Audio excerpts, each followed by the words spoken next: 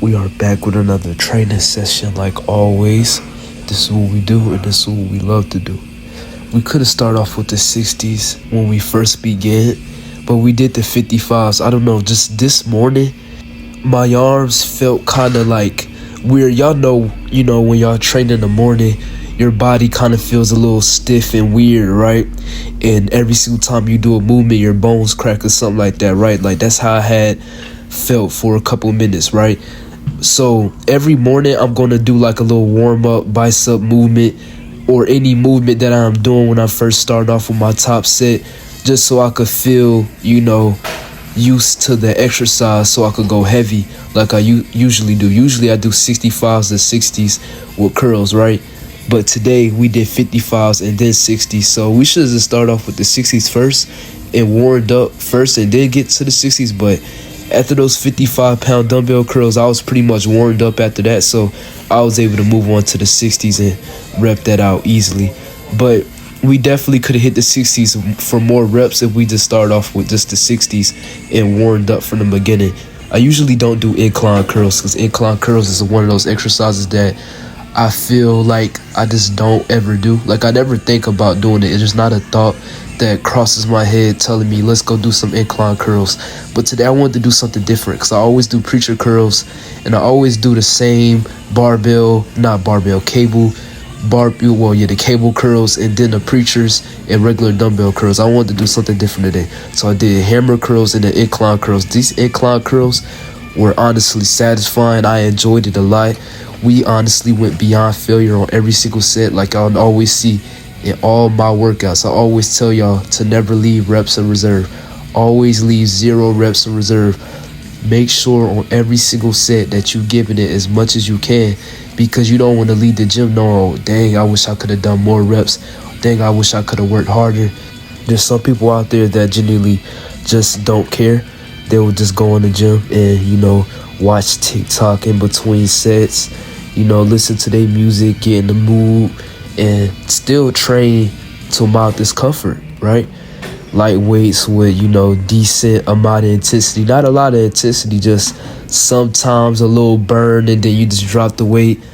You don't want to be that guy. You want to be that guy that leaves 0 reps in reserve. But it all comes down to the person that wants it that bad. And there's always that term that people say all the time, the guy that wants it that bad. People say this all the time, but it's honestly true. Like it comes down to the person who really wanted that bad and enjoy the training.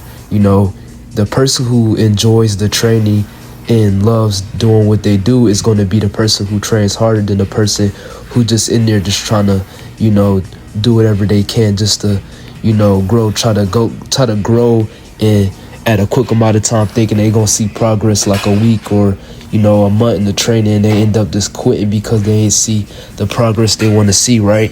Because they want that instant gratification, which is not going to happen, right? When you're training, that takes time, that takes years. So if you're a person that could handle not being able to get that instant gratification from training and just loving the process, you have to love the process. You have to love, some days not being able to see progress. Some days you will see progress. There will be days, like I explained in the last video, there will be days where you will be at your peak when it comes to strength, and there will be days where you're not. There's going to be times when you get injured. I've never been injured personally when I've been working out. I've never been injured, but there will be times where if you have the incorrect form, you can get injured. There will be times where, weights that used to feel light, are heavier, which is okay, because there will be days where that's not the case. There will be days where you get even stronger than what you have ever been. So every single week is a new session. Every single day is a new session. Spend every single week training as hard as you can, eating what you can, dieting correctly. If you're a person that has a fast metabolism and you barely gain weight, it's very easy to, eat whatever you want and, still put on size. But at the end of the day, me personally, I have a fast metabolism. I could eat whatever and still not gain face fat, still not gain weight. But at the end of the day, that's still not going to change anything because, you'll still feel like shit, right? If you're eating the worst foods, if you're eating so much processed food, so much snacks, so much junk food, at the end of the day, it's going to be very difficult to gain that weight and get fat. Just as someone that, had a slow metabolism, and it's easy for them to get fat and it's easy for them to gain weight. Same thing applies for someone with a fast metabolism. You're going to feel terrible, but you won't look bad, but you will feel terrible.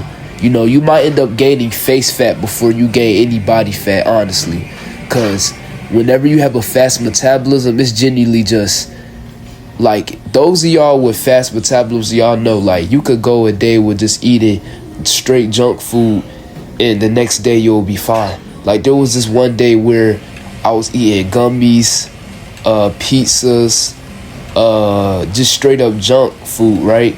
Because it was a weekend, and my mom ordered pizza. She bought some gummies for me from the store. So I was like, I'm just going to eat them. Because, that's just free calories. I'm not even going to, end up, having to eat that every single day. I have, times where I eat healthy and times where I don't. It just depends on, are you eating like this every day or are you not eating like this every day? If you're eating like this every day, then that's a problem. No matter if you have a fast or slow metabolism or not, if you're eating like that every single day, that is a problem. Honestly, if you have a fast metabolism, if you're eating like that every single day, you're going to end up gaining weight in the long run. Yes, it will take a long time for that to happen, but it will happen. Over time, you will gain that weight. And you won't, sometimes some people won't even be at a fast metabolism their whole life. Some people can even end up being from having a fast metabolism to a slow metabolism. And there's some people that could go from a slow to a fast. It just all depends. But everybody's different. Me personally, some days I'll eat just whatever, and then another day, most days I'll just on a strict diet. Ground beef, chicken, rice, broccoli, chicken nuggets, stuff like that. Like foods like that, like pasta, stuff like that, spaghetti. Like there's so much different meals I could eat that's beneficial for me, right? But I'm not going to be able to eat that every day because, there's groceries exist, right? So if you eating all this food, right, all this stuff, there will be a time period where you'll run out of that stuff. So the only thing you can resort to is, pizzas and random stuff that's in the house. That's why when y'all see me sometimes, in the videos eating whatever, that's when I haven't went grocery shopping yet. So whenever I go grocery shopping, I'll get the foods that I need, and then I will go from eating healthy, like so for a couple months, and then once all that food is gone, then I'll just stick to just eating all the random food that's in the house, just to at least put something in my stomach, at least be something above my protein goal, something that I could do to at least reach my protein goal, no matter if it's a bad food or not, because I know personally that I'm not going to be eating like that every single day, right? So I'm fine. That's going to be fine for me. We did a lot of new and different movements this session, because this session was like, it was fun. I felt like the intensity was there on every single set. We left 0 reps in reserve. Everything about this session was honestly satisfying. To the lateral raises, I would say my most favorite exercises that I did this workout was, one, the lateral raises. That was satisfying. The incline curls. What else? Honestly, those really were my most top ones in the dumbbell curls. My most boring one was the shoulder press. Honestly, a lot of people like shoulder press, but me, shoulder press is one of those exercises that's just really boring to me, right? Like, I really don't really enjoy shoulder press like that. It's just boring to me. Same for rear delt flies, shoulder presses. Those are boring to me. But lateral raises, they're fun. I like doing lateral raises. Lateral raises is like one of my most favorite shoulder exercises. But shoulder presses and stuff like that, those are my most boring ones to do. And we end up training forearms at the end of the workout, but I just say record it because I don't really like recording forearms. I feel like it's very boring to record. It's like I'm doing one movement on forearms and it's not really anything that's, interesting. So I just put my camera up and then I go back to the weight room and I just do some wrist curls on the seat. That's what I did today. I did that for 2 sets until failure on my left and right. I could just do 1 set on my left and right and just be done. But I like to do more sets on, on the singles when it comes to forearms, just because I just love training. Like, I just enjoy training so much. So, adding another set before I go would just be like, me just wanted to be in the gym even longer than I need to be, because I just enjoy training. I love that a lot. That's why I started doing more of like 4 exercises per muscle group. And I only need 3 exercises per muscle group. I recommend only 2 to 3.